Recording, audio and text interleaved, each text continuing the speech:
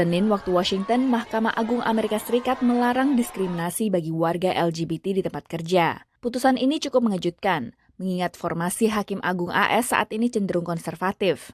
6 dari total 9 Hakim Agung mendukung putusan ini, dengan memo yang ditulis oleh Neil Gorsuch, hakim berhaluan konservatif yang dipilih oleh Presiden Donald Trump.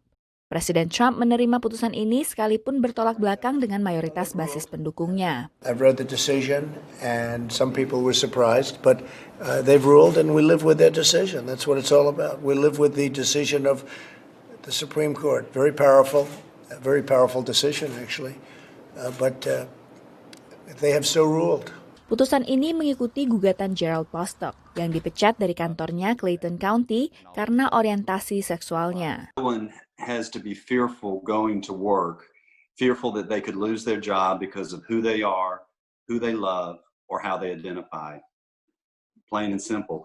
Homophobia is wrong, and discrimination of any type, but in this particular case, workplace discrimination, is just unacceptable. 2 kasus serupa juga jadi pertimbangan MA untuk menetapkan putusan ini.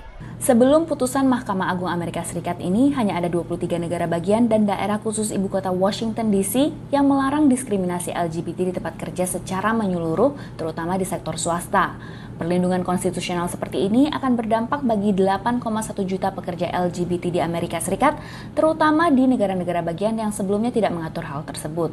Sekalipun Undang-Undang Hak Sipil tahun 1964 atau Title VII telah melarang diskriminasi berdasarkan jenis kelamin, namun tidak spesifik membahas bias hukum bagi pekerja LGBT.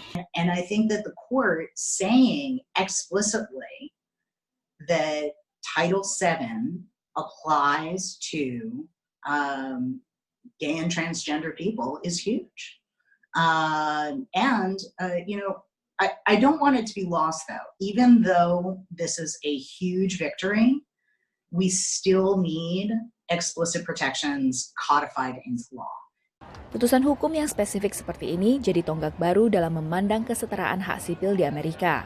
It was reassuring to show that, liberal, conservative, left or right, everybody on the political spectrum was able to look at this and join the overwhelming majority of Americans in saying that there is absolutely no reason in a country like America why LGBTQ people should be discriminated at work. Hak LGBT kerap jadi medan perang politis di AS. Sebelumnya, pemerintahan Trump memutuskan untuk menarik perlindungan jaminan kesehatan bagi warga transgender.